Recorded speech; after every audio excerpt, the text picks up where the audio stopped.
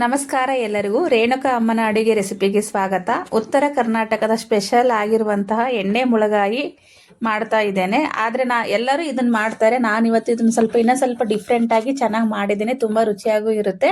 ಮಧ್ಯೆ ಮಧ್ಯೆ ಸ್ವಲ್ಪ ಟಿಪ್ಸ್ನ ಕೊಡ್ತಾ ಇರ್ತೀನಿ. ಈ ವಿಡಿಯೋನ ಎಲ್ಲೂ ಬಿಡದಿರೆ ಕೊನೆ ತನಕ ನೋಡಿ.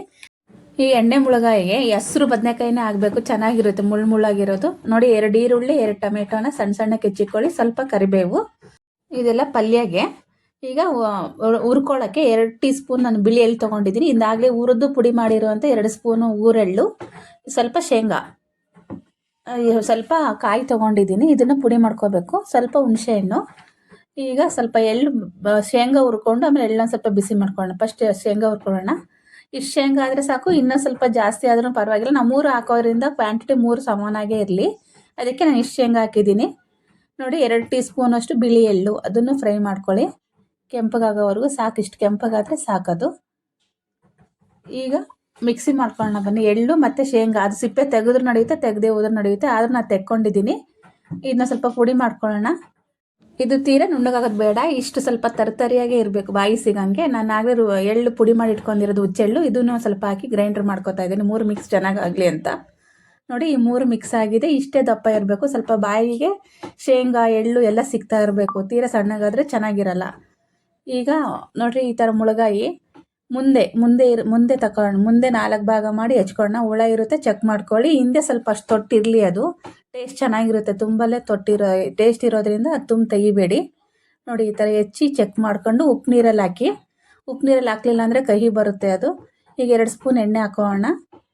ನೀರು ಚೆನ್ನಾಗಿ ಹಿಂಡ್ಬಿಟ್ಟು ನೀರೆಲ್ಲ ತೆಗೆದ್ಬಿಟ್ಟು ನಾವು ಎಣ್ಣೆಯಲ್ಲಿ ಹಾಕೋಣ ಫ್ರೈ ಮಾಡ್ಕೊಳ್ಳೋಕ್ಕೆ. ನೀರಿತ್ತು ಅಂದರೆ ಸಿಡಿಯುತ್ತೆ, ಸ್ವಲ್ಪ ನೀರೆಲ್ಲ ತೆಗೆದ್ಬಿಟ್ಟು ಹಾಕಿ. ಒಂದು ಅರ್ಧ kg ಅಷ್ಟು ತೊಗೊಂಡಿದ್ದೀನಿ ನಾನು ಬದನೆಕಾಯಿ. ನಿಮ್ಮ ಕ್ವಾಂಟಿಟಿ ನಿಮ್ಗೆ ಎಷ್ಟು ಬೇಕೋ ಅಷ್ಟು ಮಾಡ್ಕೊಳ್ಳಿ. ಈ ಥರ ಫ್ರೈ ಮಾಡ್ಕೊಳೋದ್ರಿಂದ ಟೇಸ್ಟ್ ಚೆನ್ನಾಗಿರುತ್ತೆ ತುಂಬಾ. ಅದಕ್ಕೆ ನಾನು ಸ್ವಲ್ಪ ಅರ್ಧ ಭಾಗದಷ್ಟು ಫ್ರೈ ಆಗೋವಷ್ಟು ಇದನ್ನು ಫ್ರೈ ಮಾಡ್ಕೊಳ್ಳೋಣ. ಒಂದು ಅರ್ಧ ಭಾಗ ಇಲ್ಲೇ ಫ್ರೈ ಆಗಿರಬೇಕದು ನೋಡಿ. ಒಂದ್ಸರಿ ಮುಚ್ಚಿಬಿಟ್ಟು ಒಂದು 5-10 ನಿಮಿಷ ಆಗುತ್ತೆ ಇದು ಫ್ರೈ ಆಗೋದು. ಲೋ ಫ್ಲೇಮಲ್ಲೇ ನೀವು ಫ್ರೈ ಮಾಡ್ಕೋಬೇಕಾಗುತ್ತೆ ನೋಡಿ. ಈಗ ಅರ್ಧ ಭಾಗದಷ್ಟು ಆಗಲೇ ಫ್ರೈ ಆಗಿದೆ. ಇದು ಎತ್ತಿಕೊಳ್ಳೋಣ. ಎತ್ತಿಕೊಂಡು ಈಗ ಅದೇ ಉಳಿದಿರೋ ಅಂಥ ಬಾಣಲಿಲಿ ಎಣ್ಣೆ ಉಳಿದಿರುತ್ತೆ, ನಾವು ಫ್ರೈ ಮಾಡಿರ್ತೀವಲ್ಲ ಅದೇ ಬಾಣಲಿಲಿ ಎಣ್ಣೆ ಉಳಿದಿರುತ್ತೆ. ಈಗ ಅದಕ್ಕೆ ಸ್ವಲ್ಪ ಸಾಸಿವೆ, ಸ್ವಲ್ಪ ಜೀರಿಗೆ ಹಾಕೋಣ.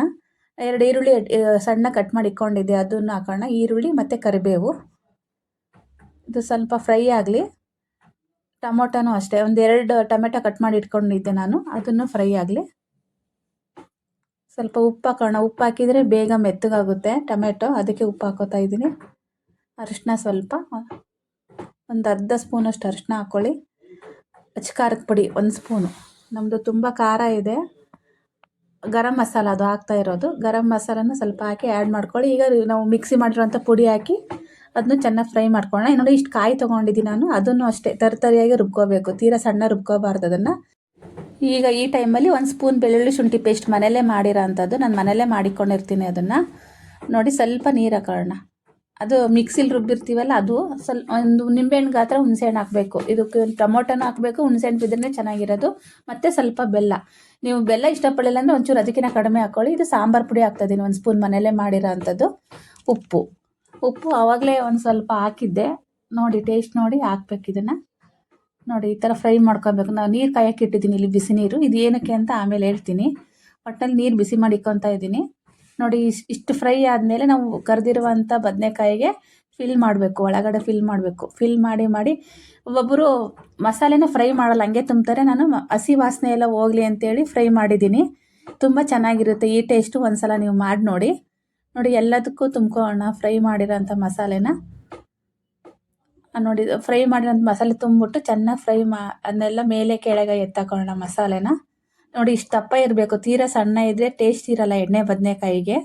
ಇಷ್ಟು ದಪ್ಪ ಇರಬೇಕು. ಈ ನೀರು ಕುದಿತಿರೋ ನೀರನ್ನ ಮಸಾಲೆಗೆ ಹಾಕೋಣ. ನಾನು ನೀರು ಯಾಕೆ ಕುದಿಸಿದೆ ಅಂದರೆ, ಹಸಿ ನೀರು ಹಾಕಿದ್ರೆ ಟೇಸ್ಟ್ ಬರಲ್ಲ. ಈ ಪೊಂಗಲ್ಲಾಗಲಿ, ಉಪ್ಪಿಟ್ಟಾಗಲಿ, ಬಿಸಿಬೇಳೆ ಭಾತಾಗಲಿ, ಯಾವುದೇ ಒಂದು ಅಡುಗೆಗೂ ನಾವು ಬಿಸಿ ನೀರು ಕಾಯಿಸಿ ಹಾಕಿದ್ರೇ ಟೇಸ್ಟ್ ಚೆನ್ನಾಗಿರುತ್ತೆ. ಅದಕ್ಕೆ ಬಿಸಿ ನೀರು ಕಾಯಿಸಿ ಹಾಕಿದ್ದೀನಿ. ನಾನು ಸ್ವಲ್ಪ ಇದು ಅನ್ನಕ್ಕೂ ಗೊಜ್ಜು ಬೇಕು ಅಂತ ಸ್ವಲ್ಪ ನೀರಾಗಿ ಮಾಡಿದ್ದೀನಿ. ನೀವು ಬೇಕಂದರೆ ಇನ್ನೂ ಗಟ್ಟಿ ಮಾಡ್ಕೊಳ್ಳಿ. ಈ ಥರ ಮಾಡಿದ್ರೆ ಅನ್ನಕ್ಕೂ ಆಗುತ್ತೆ ಅಂತ ನಾನು ಮಾಡಿದ್ದೀನಿ. ನಿಮ್ಮ ಕ್ವಾಂಟಿಟಿ ಹೆಂಗೆ ಬೇಕೋ ಹಂಗೆ ಮಾಡ್ಕೊಳ್ಳಿ. ಇದು ನೋಡಿ ಇಷ್ಟು ದಪ್ಪ ಇರಬೇಕು. ಬಾಯಿಗೆ ತಿನ್ನುವಾಗ ಮಸಾಲೆ ಸಿಗ್ತಾ ಇದ್ರೆ ಚೆನ್ನಾಗಿರುತ್ತೆ. ಅದಕ್ಕೆ ಇಷ್ಟು ದಪ್ಪ ರುಬ್ಬಬೇಕು. ತೀರಾ ನುಣ್ಣಗೆ ರುಬ್ಬಿದ್ರೆ ಪೇಸ್ಟ್ ಥರ ಈ ಎಣ್ಣೆ ಬದನೆಕಾಯಿಗೆ ಚೆನ್ನಾಗಿರಲ್ಲ. ಅದೇ ಹೇಳಿದ್ವಿ ಡಿಫ್ರೆಂಟ್ ಟೇಸ್ಟು ಅಂತ. ನೋಡಿ ಸೂಪರಾಗಿ ರೆಡಿ ಆಗಿದೆ ಎಣ್ಣೆ ಬದನೆಕಾಯಿ. ಈ ಉತ್ತರ ಕರ್ನಾಟಕ ಸೈಡ್ ಡಿಶ್ ಆಗಿರುವಂಥ ಮೆಣಸಿಕಾಯಿ ಫ್ರೈ ಮಾಡಿದ್ದೀನಿ. ಅದು ಹೇಗೆ ಮಾಡೋದು ಅಂತ ನಮ್ಮ ಮುಂದಿನ ವೀಡಿಯೋದಲ್ಲಿ, ಇದು ನೆಕ್ಸ್ಟ್ ವೀಡಿಯೋನೇ ಬಿಡ್ತೀನಿ, ಅದನ್ನೊಂದ್ಸಲ ನೋಡಿ ನೀವು. ರೇಣುಕಾ ಅಮ್ಮನ ಅಡುಗೆ ಮನೆಗೆ ಲೈಕ್ ಮಾಡಿ, ಶೇರ್ ಮಾಡಿ, ಸಬ್ಸ್ಕ್ರೈಬ್ ಮಾಡ್ಕೊಳ್ಳೋದನ್ನ ಮರಿಬೇಡಿ. ಪ್ಲೀಸ್ ಲೈಕ್ ಮಾಡಿ, ಕಮೆಂಟ್ ಮಾಡಿ.